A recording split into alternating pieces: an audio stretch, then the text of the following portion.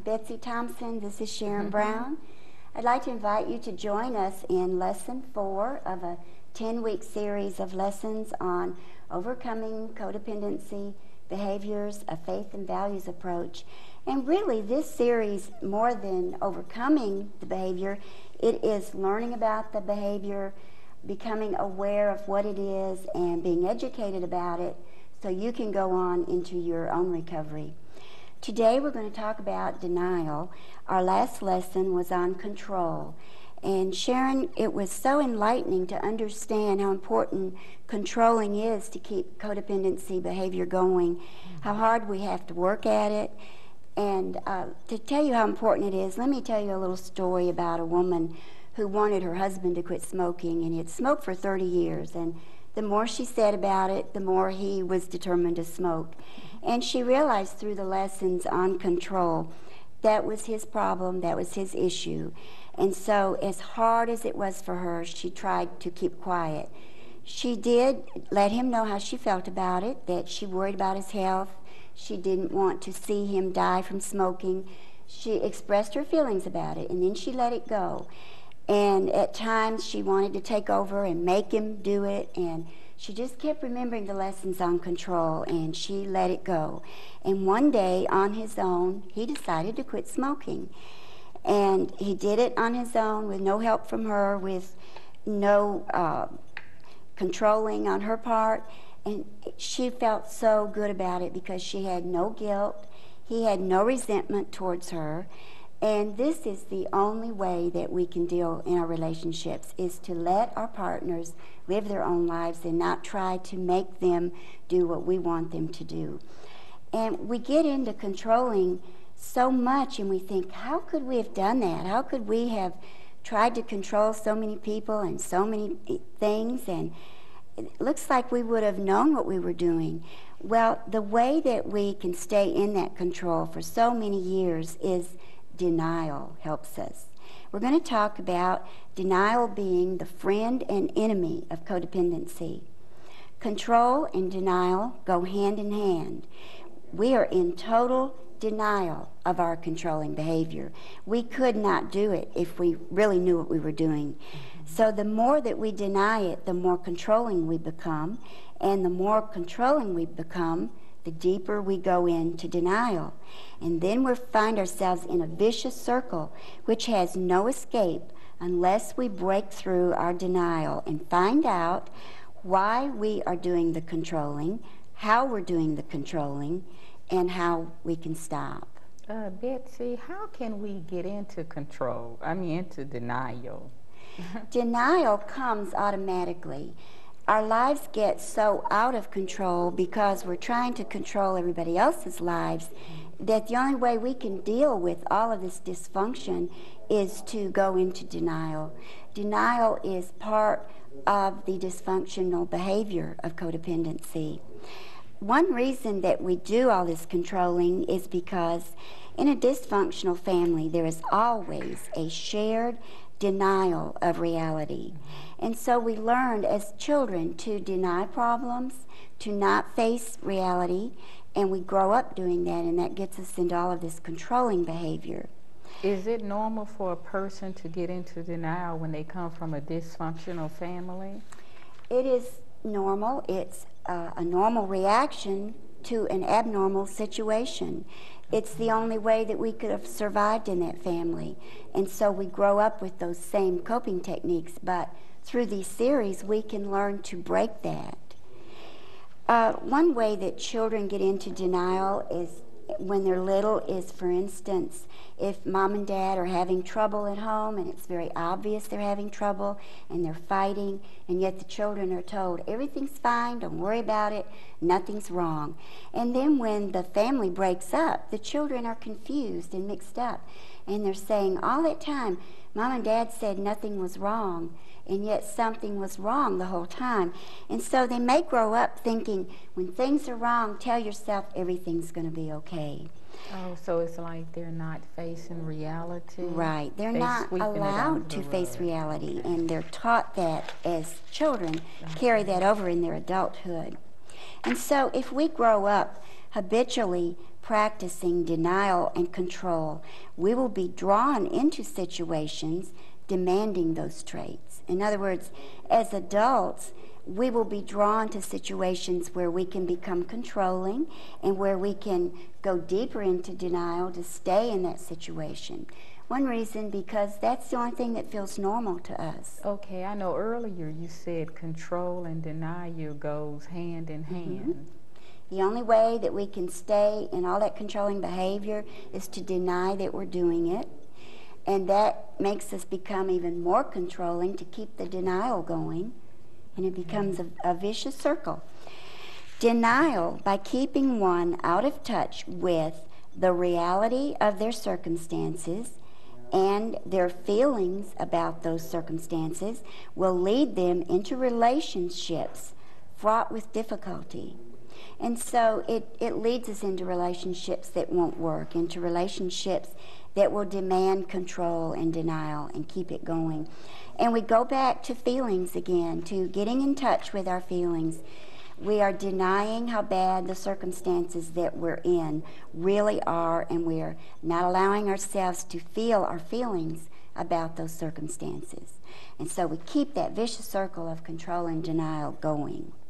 Oh, does a person go into denial because facing the truth is too painful? It would be so painful, they fear that they could not deal with it. And in a lot of cases, they may not be able to deal with it without professional help.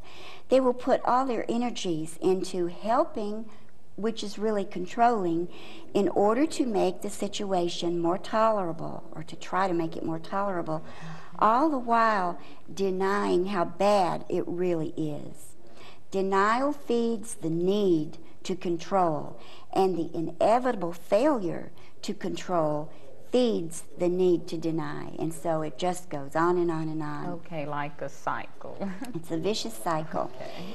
Until things get so bad that you start seeking some answers and you start looking for ways to improve, and you get into the recovery information. Now, all of this controlling and denial is not a choice on one's part. No one uses denial in a conscious effort to tune out reality, to stop registering accurately what others are saying and doing, to not feel their own emotions. They would not do this if they were aware of what was going on. Oh, so you saying they're not aware of what they're doing? No, they're in total denial about it. And it happens as we struggle to provide protection from overwhelming conflicts and painful situations. And so the denial cancels out information and input that is too painful. Now, it's normal for anyone in a very, very uncomfortable situation to seek control of it to some degree. This natural reaction becomes exaggerated in members of an unhealthy family because there's just so much pain in that family. Okay, unhealthy family, is that the same as dysfunctional? That is the dysfunctional family. Now, denial can be a friend, so we don't want to totally put denial down. Really? How can it become a friend? Melody Beattie, in her book, The Language of Letting Go, shares her experiences with denial with us. She states, "I have been recovering many years. I've used denial many times. It has been a defense, a survival device, a coping behavior, and at times," she says, "almost my undoing. It has been both a friend and an enemy."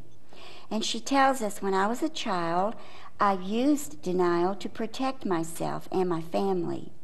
I protected myself from seeing things too painful to see and feelings too overwhelming to feel. Denying got me safely through many traumatic situations when I had no other resources for survival." Okay, what does she mean by she didn't have any other resources? As a child, she was in situations that were so painful, but nobody had taught her how to survive these painful situations. Okay. And so these times of denial got her through that until she got to a point in her life that she could deal with it and think about what was happening and work through it and realize that she was grateful for denial to have just got her through that time, but she couldn't continue using denial throughout the rest of her life. And be aware that for many reasons, we have become experts at using the tool of denial to make reality more tolerable.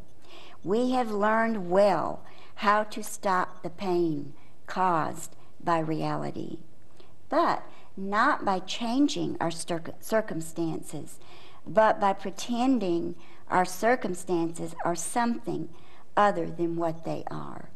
And that can hurt us. In the long run, it is very, very destructive. Over the long haul, we cannot keep doing that. It's okay for a time. It works for a time. But it is okay. Don't be too hard on yourself, because all of that time, while one part of you was busy creating a fantasy reality, just to get you through those circumstances, the other part of you went to work on accepting the truth. And so now it's time to find courage. Face the truth. Let it sink gently in. But don't force yourself to face things that are too hard to face right now. Do it slowly, do it with help, and do it gently. But once you face it, it will help you. It will help you. Okay. And it will help rid you of all of those fears. Okay. And she does such a beautiful job of sharing this with us, and so many people can identify with this kind of thing as they read her readings. They remember when they were children and how they had to use denial to get through family situations. And, you know, sometimes you can think back and you can say, you know, I knew the whole time, but I just didn't know what to do about it.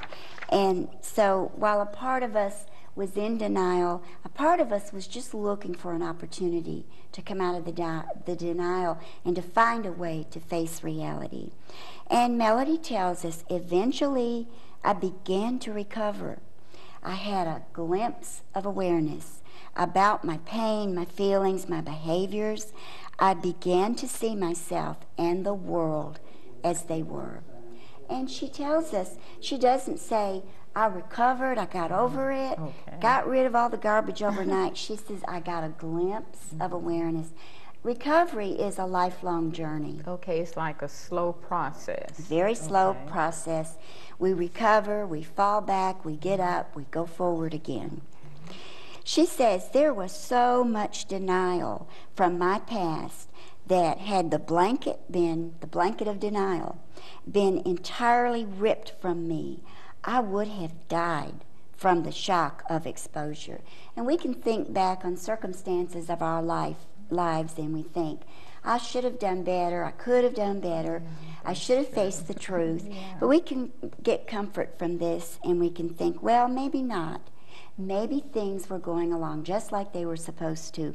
Maybe I would have died from the shock. It might just have been too much for me. Maybe now is the time to get into recovery and to think back on these things and work through some of them. She says, I needed to embrace remembrances, awarenesses, and healing gently, gradually. And she says, life participated in this process with me. And I love her saying that she says, life is a gentle teacher. And if we let it, life can be our teacher all of our life. We can learn something from everything that's happened to us in our lives, no matter how bad they were, no matter how tragic they were. Sometimes, if we can say nothing more than, I learned something from that, that can be the good that came from it. Okay. And she says, as I recovered, I was brought to the incidents and people I needed in order to remind me of what I was still denying, to tell me where I required more healing from my past, as I could handle these insights.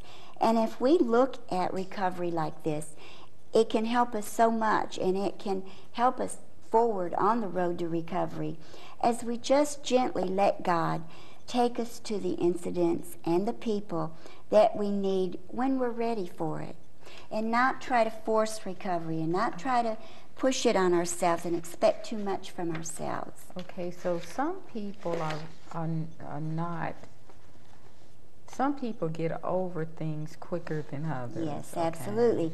Your recovery is your own. Nobody can tell you you're not doing it right, you're not doing it fast enough. Okay. Everybody has their own road to travel. Okay, so it's when you are ready. Yes. And will you know it? But you will know it. Okay. You will know when you're ready. Nobody can tell you that. But we've talked about the good part of denial. Denial has helped us up to this point, but denial can be an enemy. And again, Melody Beattie teaches us this. She says the negative aspect of using denial was that I lost touch with myself and my feelings. I became able to participate in harmful situations without even knowing I was hurting. Okay. We can probably all look back and remember times that we just hung in very painful situations and shut down our feelings. Okay, so you're saying she's not feeling her feelings at one time in her life? Mm-hmm. She looked back and realized that when she let denial go on too long, she became able to participate in harmful situations without realizing it, till she looked back over it. She says, I was able to tolerate a great deal of pain and abuse without the foggiest notion that it was abnormal. And I learned to participate in my own abuse by staying in it and not taking measures to get out of it. Denial protected me from pain, but it also rendered me blind to my feelings, my needs, and myself. It was like a thick blanket that covered and smothered me. Denial is fertile breeding ground for behaviors we call controlling, focusing on others, and neglecting ourselves, and this is codependency. And this is the bad side of denial. Illness and compulsive or addictive behaviors can emerge during denial. Denial can be confusing because it resembles sleeping. We're not really aware we're doing it until we're done doing it, till we look back over it. Forcing ourselves or anyone else, think about that, forcing someone else to come out of denial and to face the truth usually doesn't help. We won't face facts until we're ready, and neither will anyone else. This is the hardest lesson for a codependent to learn. We can sometimes accept all this about ourselves, but we want to run away from this class and find somebody that is in so much denial and jerk them into reality. Okay, and that's like we want to help others. And we still are in the helping, controlling mode. We cannot do that. It will not help others until they're ready. We can give them this information, that would be great, but we cannot make them face facts until they're ready. We may admit to the truth about our situation for a moment, but we won't let ourselves know the full truth until we are ready. Until we feel safe and secure and prepared enough to deal and cope with it. What we need to do is get all this information and then be ready for when the time is right for us, and slowly we can use it. Betsy, how do we break through the prison of denial? Well, again, Melody Beattie gives us some good ways to do that. She tells us, I still use and break through denial as needed. When the winds of change blow through, upsetting a familiar structure and preparing me for the new, I pick up my blanket and hide for a while. Sometimes when someone I love has a problem, I hide under the blanket. And she says, momentarily memories emerge of things denied, memories that need to be remembered and felt and accepted, so I can continue to become healed and strong and healthy. Oh, so she's dealing with her feelings. Mm-hmm. Okay. She doesn't come down too hard on herself when she needs to use denial to get through real difficult situations. And she says things come to her mind that she would not have remembered at any other time. And maybe it was necessary to use denial a little bit for a short time to help her deal with some things from the past.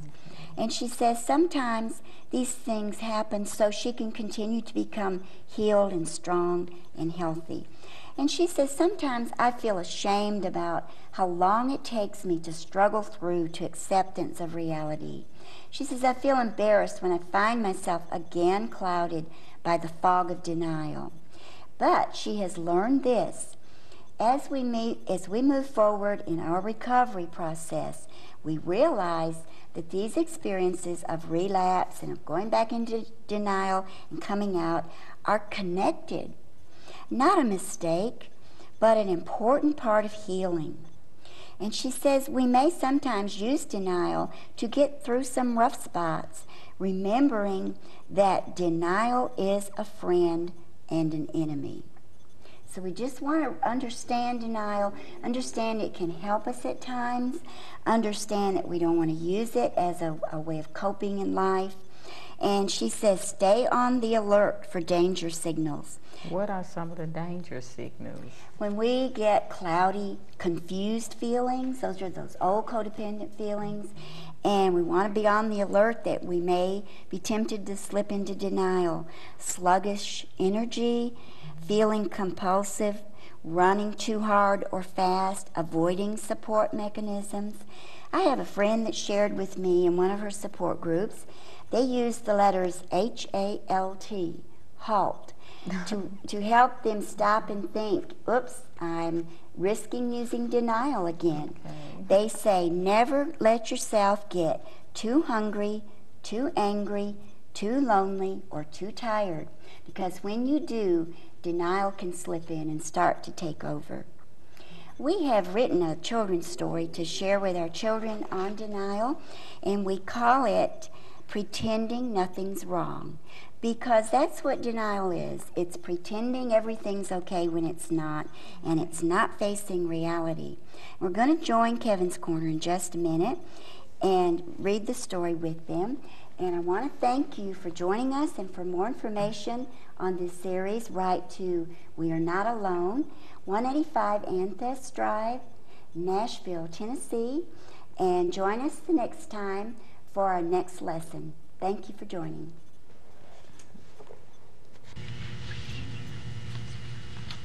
Hi, I'm Kevin. This is Kevin's Corner. These are my friends, Mario, Eric, and Juarez. Today our story is Pretending Nothing's Wrong. Thank you, Kevin.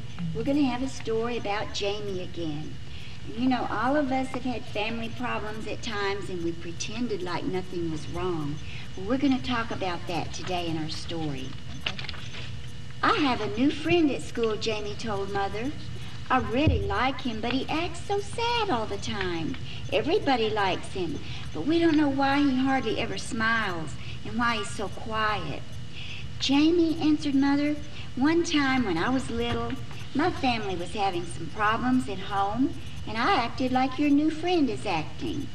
I acted very shy and very quiet, and I hardly ever smiled because I was so busy pretending that everything was okay at home. I didn't know that it was okay to have problems at home. I didn't know that everyone has problems at home at some time or another. What kind of problems did you have at home, Mommy? Asked Jamie. Well, Jamie, my problem was that my mother was sick for a very long time, and I was afraid that she wasn't going to get well. She was not able to do any of the things at home that we always knew she would do, so we had to do these things for her.